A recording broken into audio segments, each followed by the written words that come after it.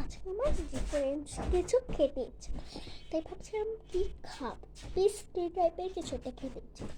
তারপরে আমার মনে আসলো কালকে তো আমি একটা পেস্ট্রি এনেছিলাম, চলো ওটা নিয়ে আসি আগে ফ্রিজ থেকে।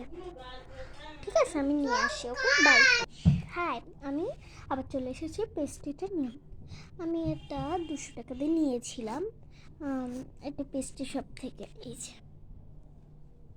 পেস্ট্রিটা চকলেট ফ্লেভার, আমি খাওয়ার জন্য একটা স্পুন নিয়েছি। এই দেখো স্পুন, এবার ট্রাই করি। আমার স্ট্যান্ডটা ওই সময় ভেঙে গিয়েছিল, আমার স্ট্যান্ড ছিল না, ক্যামেরায় অসুবিধা হলে কিছু মনে করি না। ওকে,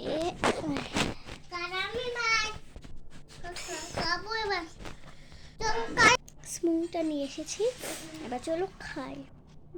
পেস্ট্রিটা আশা করি অনেক টেস্টি।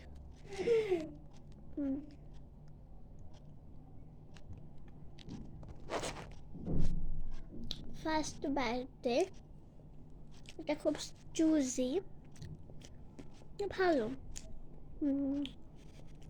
200 টাকার মধ্যে টেস্ট আছে।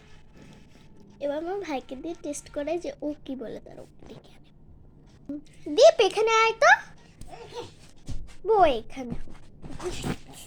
এই যে আমার ভাই, এবার ও খাবে, খেয়ে বলুক কেমন এটা, ওর কাছে কেমন। এটা আমার কাছে লেগেছে 10/9 বিস্কিট, কারণ ফ্লেভারটা খুবই টেস্টি, অ্যান্ড এতে যে ডেকোরেশনের বিস্কিটগুলো দেওয়া, এটা অনেক টেস্টি। চলো দীপকে দিই, তাহলে একটু আমাদের পেস্ট্রি নাও তো, খেয়ে বলো কেমন। খেয়ে নাও আগে, তারপর বলো কেমন। আমার ভাই নাম দীপ, আর ডাক নাম দিয়ে পাশল নাম দিয়ে পায়ো। এটা এত টেস্টি, আমি আরেক বাইট খাই।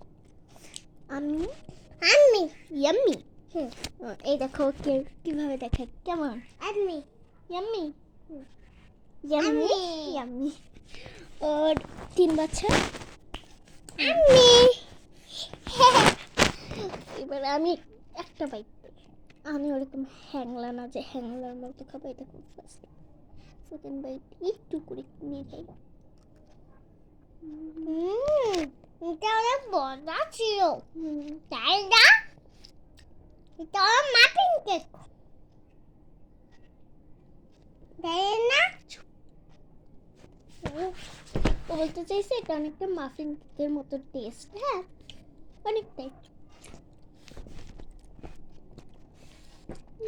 এইটার ফ্লেভারটা বেশি আমার কাছে ভালো লাগছে, চকলেট আর ভ্যানিলা একসাথে দিয়ে একটা ফ্লেভার।